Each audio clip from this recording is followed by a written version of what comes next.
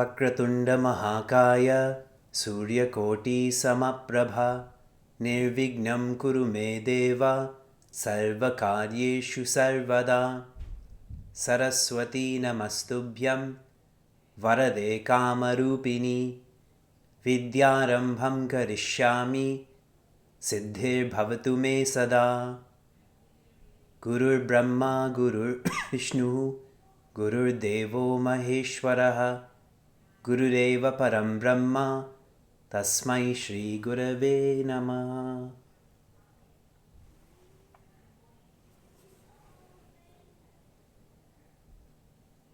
We'll invest 1 minute to invoke toughness and evoke hope.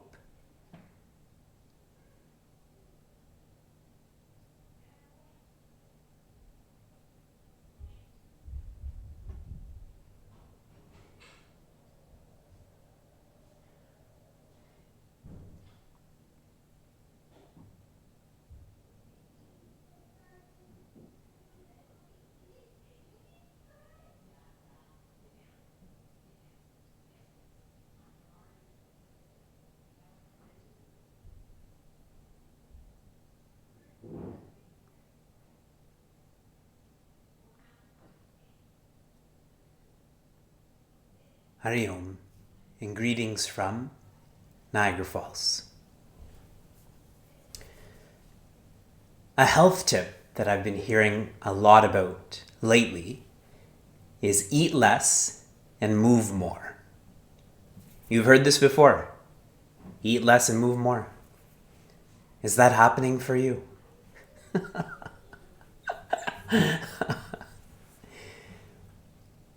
I feel they're approaching this tip from the wrong direction. When someone is told to eat less, there's no incentive to that. The same tip, but presented with insight. Not for the body, but for the mind. When your heart is full, your stomach is full. Do you all agree? When you're happy, you don't have this inclination to snack, to eat excessively.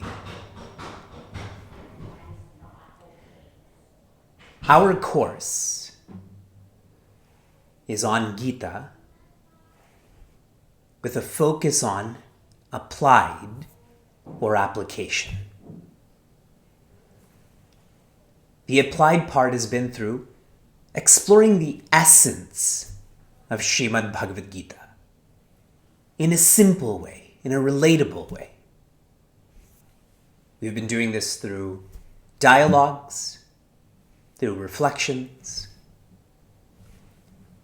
As we complete our course, I hope, from when we began in September to now we're in the beginning part of May, that your heart feels more full, that you're more large-hearted.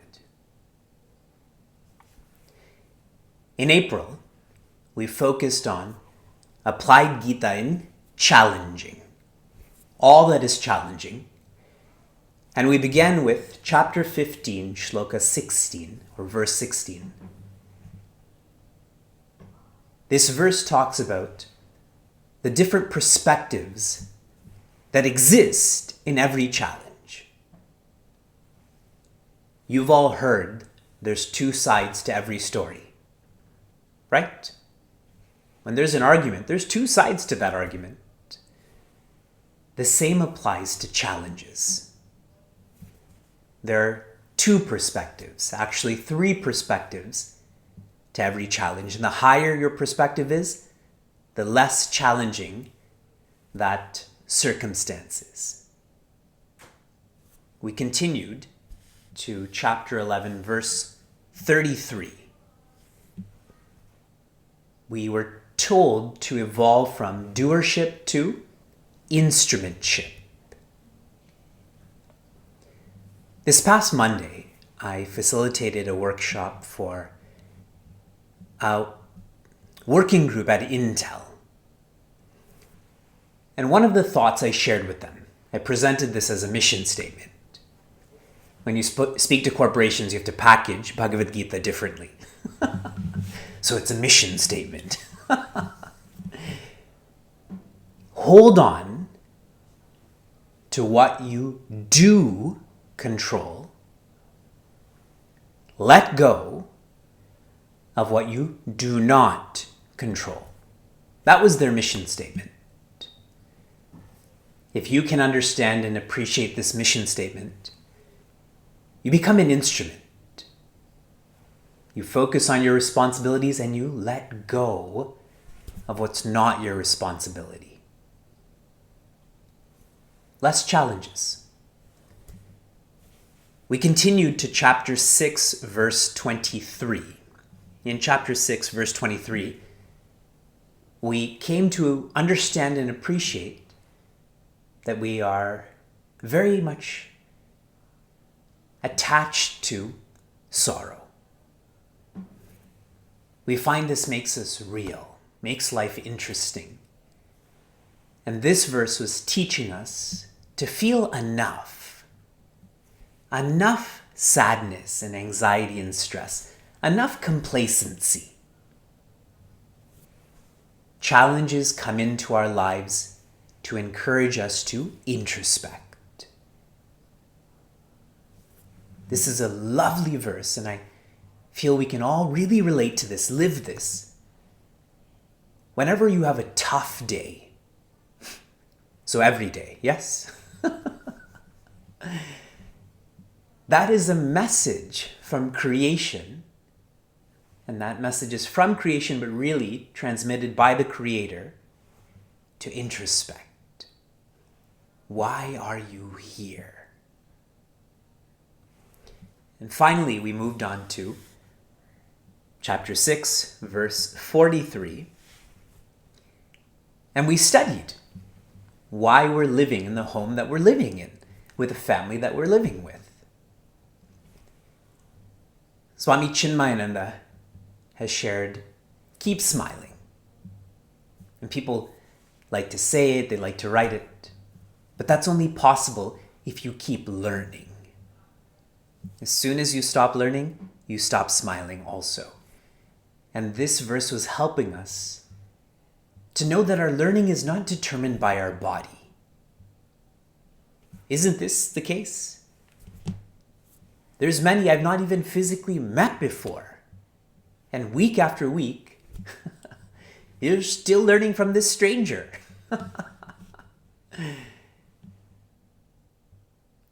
Learn as much as you can. The body will come, the body will go. Keep on learning that you are beyond the body. And now for May, for the end of our course, for the end of being an ego, for the end of living. This month the focus is freeing. And we are going to move through 3 epic verses. We start chapter 12, verse 20, which you read, yes? Okay. Please repeat. Ye tu dharmyamritamidam, ye tu dharmyamritamidam, yathoktam paryupasate, yathoktam paryupasate, shraddhadhana matparama, shraddhadhana matparama, bhaktaste tiva me priyaha, bhaktaste tiva me priyaha. Bhagavan Krishna begins by sharing the Dharma, which is like Amrita. First quarter. The Dharma he's referring to comes from verses 13 to 19 of this chapter. 12:13 all the way to 12:19, Bhagavan Krishna shares a whole range of values. And in each one of these shlokas, he says Sa me priya. He says this in different ways, which means such a person is dear to me. Okay, you're with me? And here he's saying this dharma is amrita. And if you interpret this literally, it means these values never change. Values like being lighthearted, values like being disciplined. Do you think that will ever change?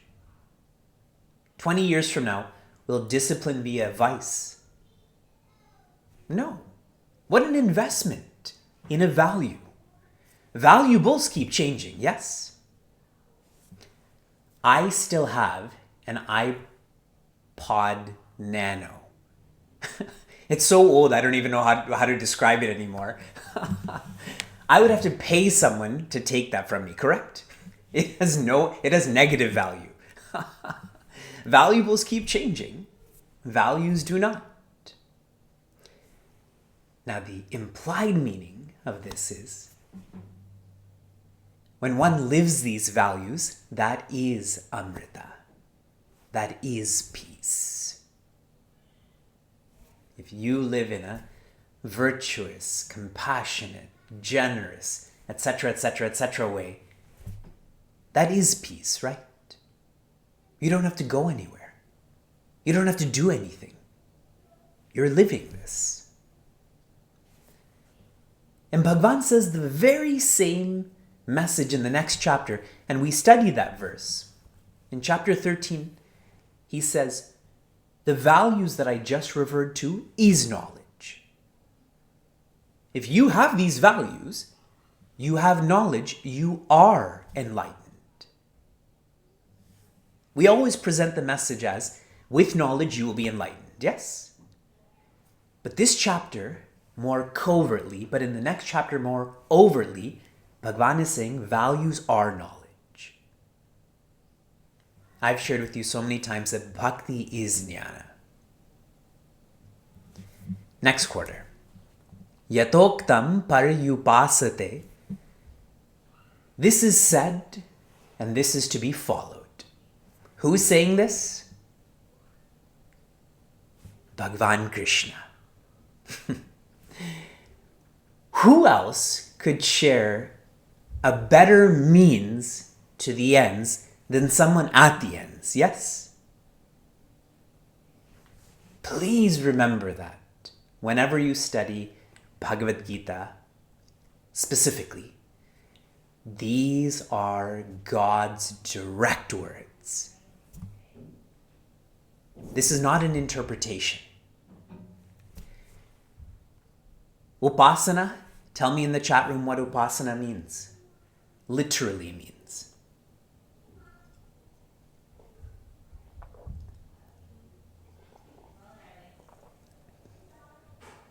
Worship. Upa means near and asana means sit. We're Upasana right now. We're Upasanaing. Right. But now there's a prefix, buddy. Buddy means completely. Completely near sitting. In other words, whatever Bhagavan Krishna has shared, that you implicitly follow this. That there's no wavering, there's no excuses.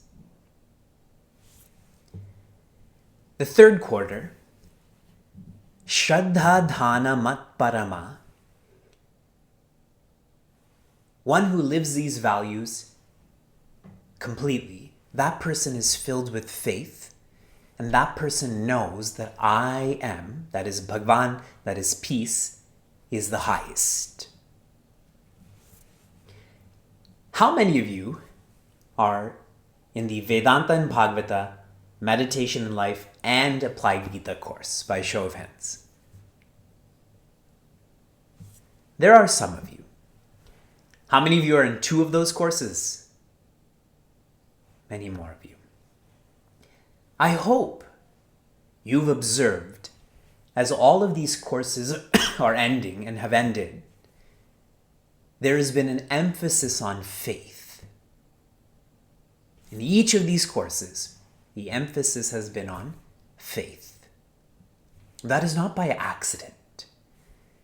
Bhagavatam's on bhakti, meditations on jnana, Gita's on karma. Faith. And the expression of faith is knowing what is the highest, what the purpose of living is. And that is the Creator, that is consciousness. When you have faith that this is the highest, you become reckless. You wreck all else that is not the highest because you know that's not the purpose of living. Now, for many of us, that's a very harsh reality. What if I change the word from reckless to focused? All of a sudden now, yeah, we can do that. It's the same message. That one has to live with full focus on the Creator, on consciousness. And if that focus is not there, that means faith is not there. If faith is not there, this is because we're not completely living values. See the ladder. And the last quarter says, Bhaktaste ativa me priyaha. One who focuses on me being the highest, that person is the dearest to me. In the earlier verses, Bhagavan Krishna says, a seeker is dear to me. Give me a synonym for dear. What are some synonyms for dear?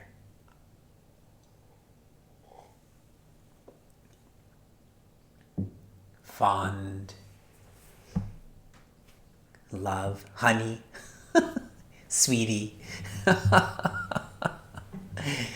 We have someone in our courses. Her name is Sweetie Trivedi. I'm going to change my name to Dear. Shri Dear. Dear G.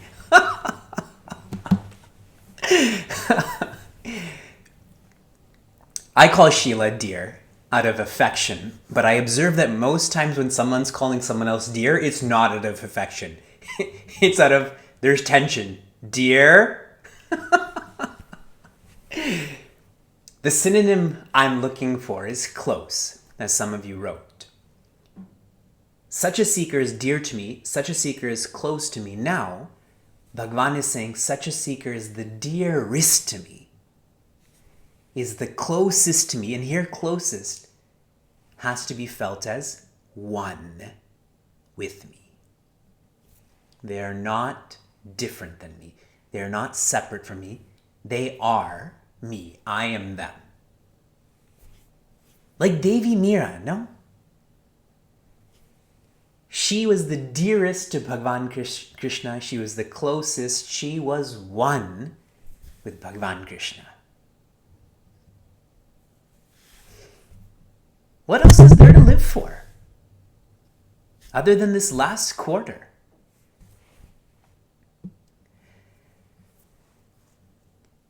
If I can share a summary thought, even though all of this is amazing and doesn't need to be summarized. Every month, I write a message for the Chick West e-newsletter. Actually, one of our chicks writes it. I just put my name on it. That's called leadership, no?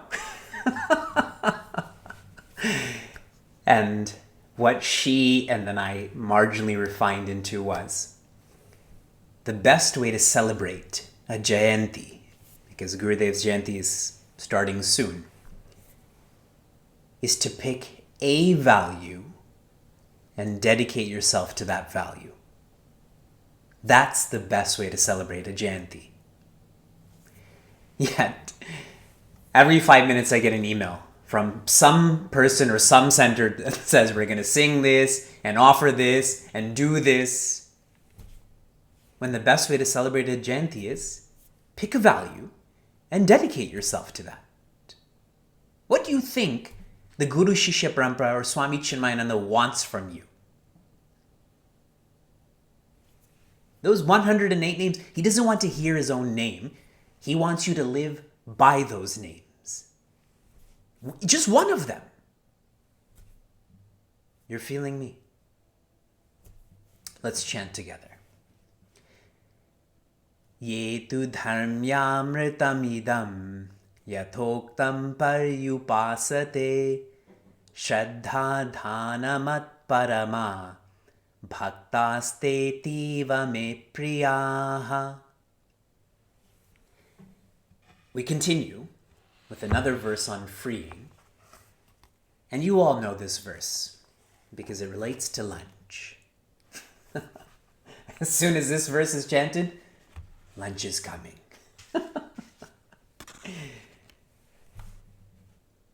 This is the last teaching verse of the entire Bhagavad Gita.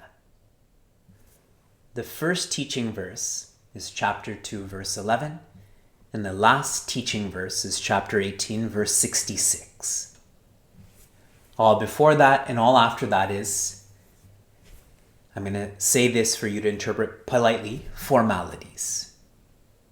An introduction and a conclusion, but this is the teaching, and this is the last teaching. Sarva dharman parityajya mamekam sharanam vraja aham tva sarva papebhyaha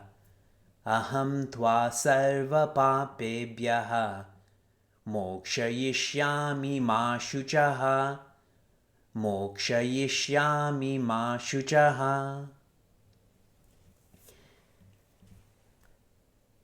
Bhagavan says to Prince Arjuna, my last thought is, all that I've taught you, let it go.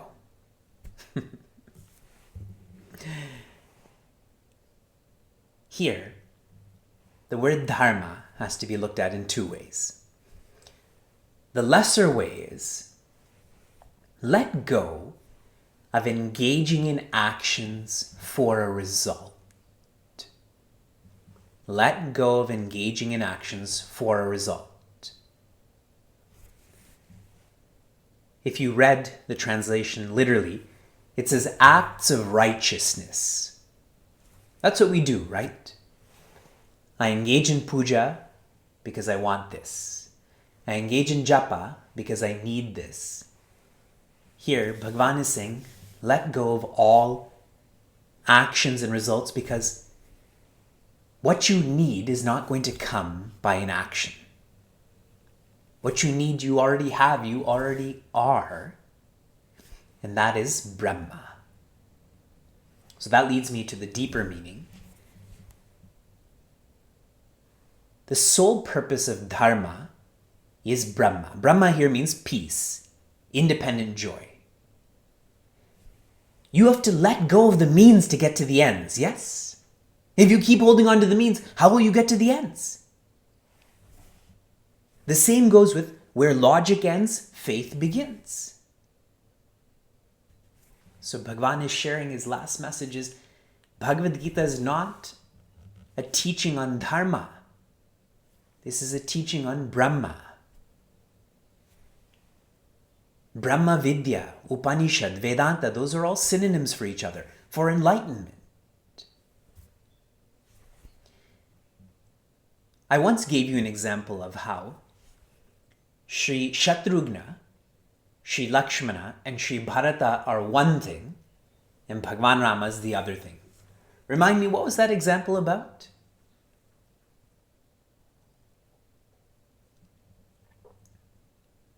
This may have been near Deepavali. I can say anything right now and you'll smile and nod. Yes, Vivekji, I think you're right.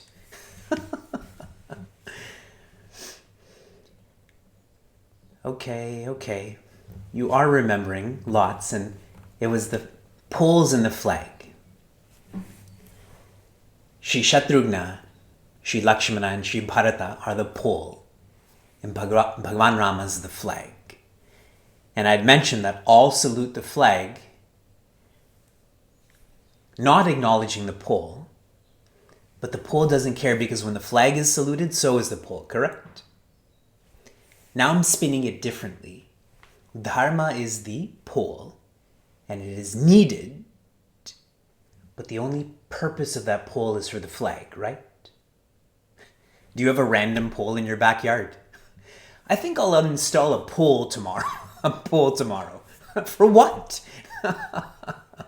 If there's a pole, there should be a net. There should be a flag, right? A basket.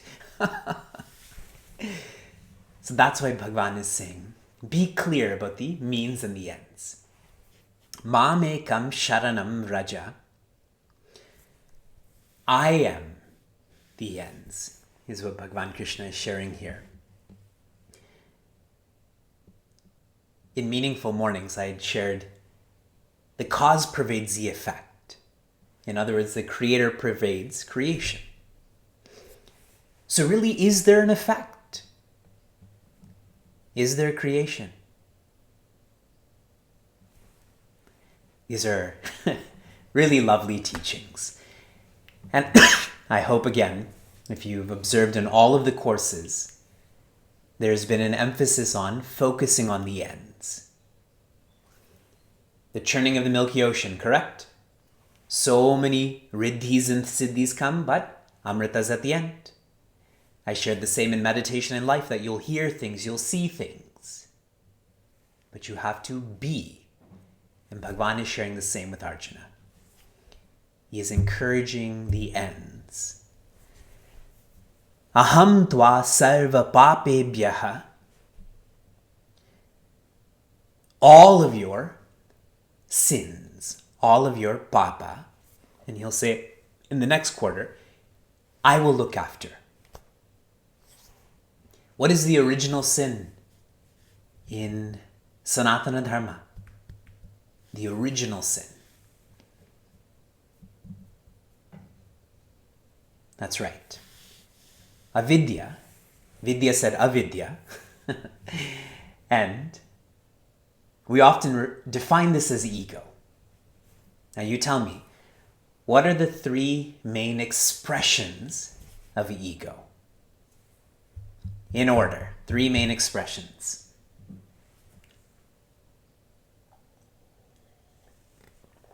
Every class is pariksha. Yes, identifying, separating, and expecting. These are the three expressions of ego or avidya. These three verbs, identifying, separating, and expecting, are indicative of dvaita. Indicative of dvaita. You expect from others. You're separate from others. You identify with yourself only in reference to others. So all of this is really dvaita. And so Bhagavan is sharing, you tune into me. Paryupasate.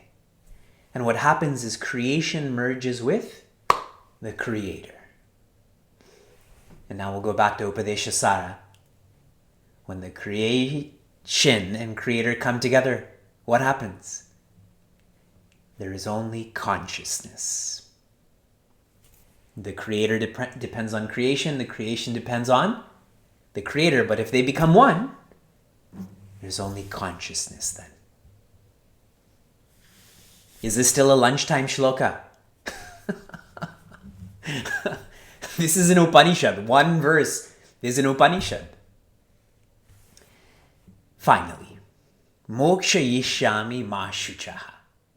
And I want you to listen even more carefully to this quarter.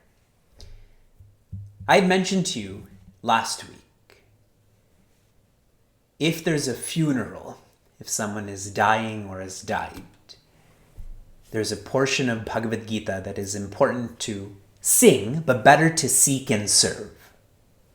What chapter, what verses? I can read also. So if you're looking at your notes, this is not that kind of question that I'm asking.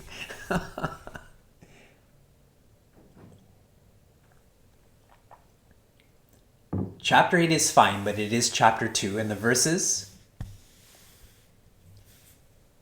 11 to 30. That's 20 verses. Chapter 2, verse 11 is the first teaching of Srimad Bhagavad Gita. In these 20 verses, repeatedly, Bhagavan Krishna shares, Na tvam shochitum arhasi. Na tvam shochitum arhasi. Define these words for me. Na means no. Tvam, Bhagavan is saying that to Prince Arjuna, not Prince Arjuna saying that to Bhagavan. Bhagavan, no need to worry. Na tvam shochitam. Show me shochitam. You already are. So, arhasi. Arhasi means deserve. We'll use the word deserve. You do not deserve to be sad. And why this is such a lovely statement, arhasi. You don't deserve to be sad because that's not who you are. I don't deserve to go to jail because I'm not a criminal. I know that factually. You may feel otherwise, but factually I know that. Yes, I don't deserve that. Now, Bhagavan is saying the same thing, ma shuchaha. Started off with no sadness, is ending with no sadness. Very, very, very cool, Bhagavan. Way to be tight with your teachings. And this is so fun that we're getting to connect the dots. That's what I love about Vedanta, is that there's infinite dots, and as you start connecting them, it's not that the infinite becomes finite, you become infinite. It is a most lovely experience and state. Now I'm going to fast forward to verse 72 of this chapter. We're not going to study this, but I'm going to read to you a question that Bhagavan Krishna asks Prince Arjuna. He says, Kachit ajnana sammoha pranashta. Kachit means all. Ajnana, some of you already wrote, avidya, ego. Sammoha, confusion. Okay, here's another form of pariksha for you. What was the first verse and chapter that we took up in this whole course? Chapter and verse for the entire course. This is our 34th verse that we've studied together. Yes, chapter 2, verse 7. And Prince Arjuna says, I am confused. And you see how Bhagavan Krishna at the end says, has your ajnana ended? And has your confusion ended? And in verse 73, he obviously says yes. You're all thinking, what does Prince Arjuna say? What's the point of studying Bhagavad Gita if he says no? He obviously says, my moha is annihilated. That's what moksha is. You want to know what moksha is in the most tactile way? Less confusion and less identification. Confusion, that's sammoha, and the original expression of avidya is identification. Okay. Here's a summary thought for you. We've really studied 2 Upanishads today, so here's your summary for this Upanishad. No justification. No justification. We justify our positioning. We justify our vices. We justify that I'm just a human. And this verse is destroying that. If you justify, that's you holding on to Dharma. No justification is you're clear about the ends, you're clear about consciousness, and on and on and on.